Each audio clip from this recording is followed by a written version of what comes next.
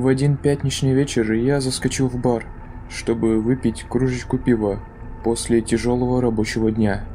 Здесь было довольно пусто, но это и не удивительно. Ведь погода сегодня была мерзкая. Мелкий дождь моросит уже часа полтора. Мне не хотелось идти домой по такой погоде, поэтому я заказал еще кружечку пива в надежде, что после ее окончания дождь уже прекратится. Но этого не происходило. В один момент я понял, что остался в баре один. Даже бармен куда-то подевался. Уже хотел было идти, но вдруг раздался звук дверных колокольчиков. В бар вошла девушка лет 20. Она села за столик, который стоял в углу. Временами заглядывалась на меня. В голове пролетела мысль, что, возможно, эту ночь я проведу не один. В итоге все к этому и пришло, но... На улице по-прежнему моросил дождь, и уже было достаточно темно, отчего мне еще больше не хотелось идти домой пешком. Поэтому мы заказали такси. И вот первое, что мне запомнилось, когда мы ехали. Оксана. Ах да, забыл сказать. Ее зовут Оксана. Так вот, она дотронулась до меня рукой, и я почувствовал холод. Словно труп до меня прикоснулся. А затем я взглянул на ее руку, о чем сильно пожалел в следующее мгновение. Синевато-бледная рука держала меня.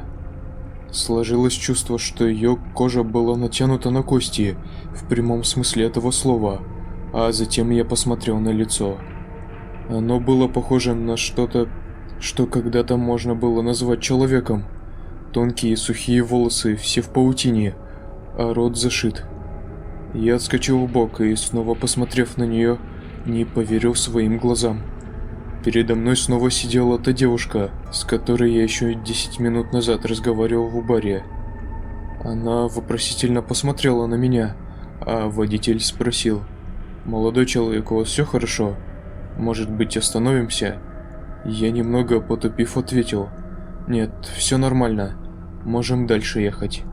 Может, мне показалось, подумал я про себя. Оксана снова дотронулась до меня, но в этот раз ее рука оказалась теплой. Я немного успокоился и выдохнул. Нас довезли до дома. Я расплатился с таксистом, и мы вышли в подъезд. Квартира моя находилась на первом этаже, так что уже через полминуты мы находились у меня дома. Я пошел в душ, а Оксана осталась в комнате. И все-таки у меня было тревожное чувство на душе. Да, надо бы завязывать смотреть ужастики по ночам, а то так никаких нервов не хватит. Да, забыл сказать, я был ярый фанат страшилок. Но после сегодняшнего инцидента, скорее всего, с моими ночными посиделками придется покончить, раз уже первый звоночек прозвенел. Я вышел из душа и услышал какое-то вошканье в коридоре. «Оксан, у тебя все в порядке?» После этого вопроса вошканье стало намного динамичнее, и через секунду хлопок входной двери. Я немного постоял в недоумении, а потом до меня дошло. «Ах ты ж...» Я начал смотреть, какие вещи она утащила, но, к моему удивлению, все было на месте. Что-то в моей голове совсем ничего не складывается. А что она ушла-то? Передумала? Хоть бы попрощалась. Я заварил себе травы перед сном, а затем рухнул на кровать. Ночью проснулся фиг знает из-за чего. Просто проснулся и не мог уснуть. Такое чувство, что в квартире кто-то еще был. И этот кто-то очень рядом.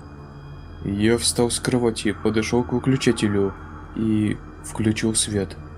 В комнате никого кроме меня не было. С одной стороны, это хорошо. Ведь если бы я сейчас увидел кого-то или что-то, то у меня случился бы инфаркт. Но с другой стороны, кажется, у меня началась паранойя. И вот это нифига не хорошо. Я выключил свет, и мне снова стало не по себе. По итогу я так и уснул со включенным светом. На следующее утро у меня в ногах была слабость, словно я вчера 10 километров без остановки пробежал. Ближе к обеду боль прошла, но осадок остался на весь день. Чуть позже мне позвонил старый приятель и позвал меня к себе на дачу. Он устраивал вечеринку по случаю покупки нового авто. Конечно же, я не мог не согласиться, ведь дома все равно делать нечего. В общем, все выходные я провел у него. В воскресенье вечером, возвращаясь домой, я повстречал соседку. Она была явно не в духе. Когда я заметил, что она сверлит меня взглядом, решил поскорее пройти мимо нее, но не тут-то было. Эта старуха начала нести какую-то фигню. Ну как, выспался этой ночью? Да не особо, а что? А ты еще меня спрашиваешь? Всю ночь стучал, а теперь делаешь вид, что ничего не было? Ты в этом доме живешь не один. В следующий раз я тебя сама по башке настучу. Понял? Она зашла в подъезд и со всей силой захлопнула дверь. Что-то я ничего не понял. Она кукухой поехала или что? Меня этой ночью так-то вообще дома не было. Кажется, тараканы в ее голове уже превзошли сами себя. Открываю дверь в квартиру и захожу в коридор и вижу, как в моей спальне кто-то ходит. А так как в квартире темно, было видно лишь общие очертания тела. Увидев меня, он или она спряталась под кровать.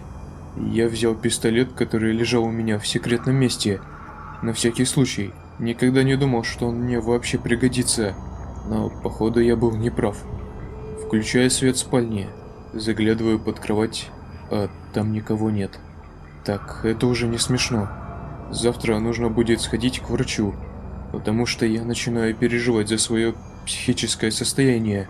Несмотря на то, что я сейчас был, мягко говоря, немного взволнован, это не помешало мне вырубиться, так как за последнюю пару суток я практически не спал.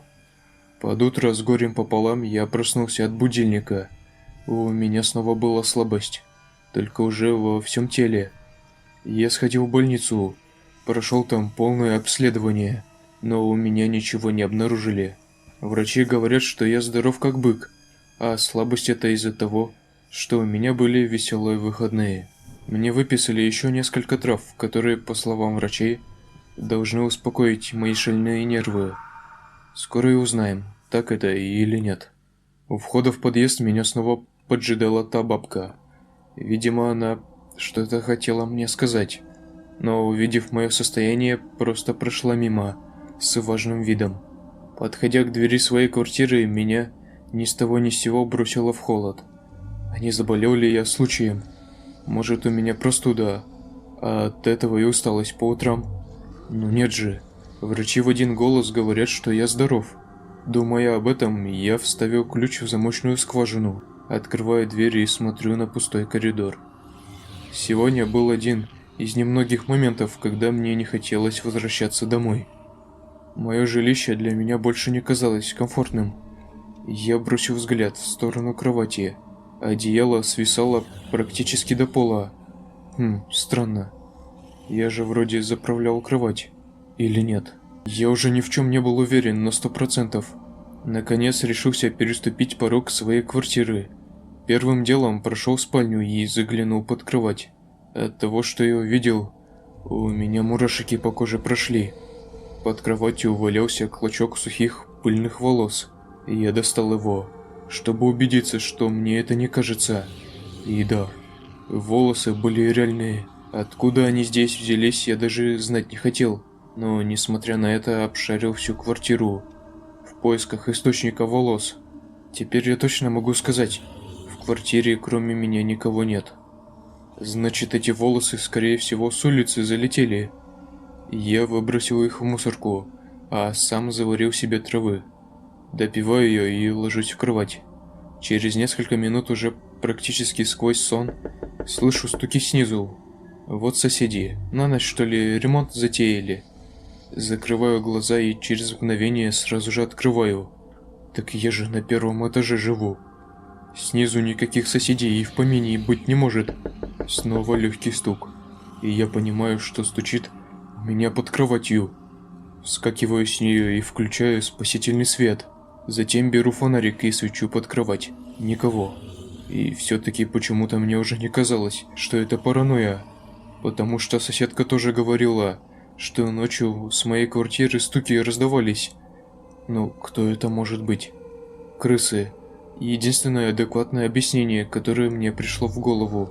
Я заварил себе еще травы и, выпив ее, возвращался в комнату, как в ней резко выключился свет, и кто-то забегает под кровать. Сердце мое забилось чаще, и вот в свете кухонной лампы я увидел ее лицо. Из-под кровати на меня смотрело то самое нечто, которое мне привиделось в такси. В голове сразу пролетело все, что произошло за последние несколько дней. Я выбежал из квартиры на улицу, позвонил тому приятелю, у которого на этих выходных тусил. Он меня, конечно, обматерил сначала за то, что я так поздно, но потом приехал, и мы вместе зашли ко мне домой. Я включил во всей квартире свет, и как можно скорее начал собирать вещи. В сторону кровати я даже не хотел смотреть. Эту ночь я переночевал у приятеля, а утром временно переехал к тете. Она просто единственная родственница в этом городе. Через несколько дней мы встретились с приятелем. Он был какой-то сонный. Ну, я его и спросил с дуру: «Все в порядке?» И его ответ для меня прогремел, словно гром с молнией: «Да у меня соседи снизу всю ночь стучали. Я уже к ним сходил, а они не сознаются, гады». Я побледнел. Приятель меня, видимо, хотел о чем-то спросить, но тут ему позвонили, и он ответил, что ему нужно бежать. Я еще несколько минут стоял, как вкопанный, и думал: совпадение? Через неделю мой друг умер, по неизвестным обстоятельствам. Его нашли мертвым на кровати, когда из квартиры уже начало нести трупниной. На похоронах мы сидели в этой самой квартире, и когда я остался в комнате один, решил заглянуть под кровать. Там валялся клок женских волос, покрытый паутиной.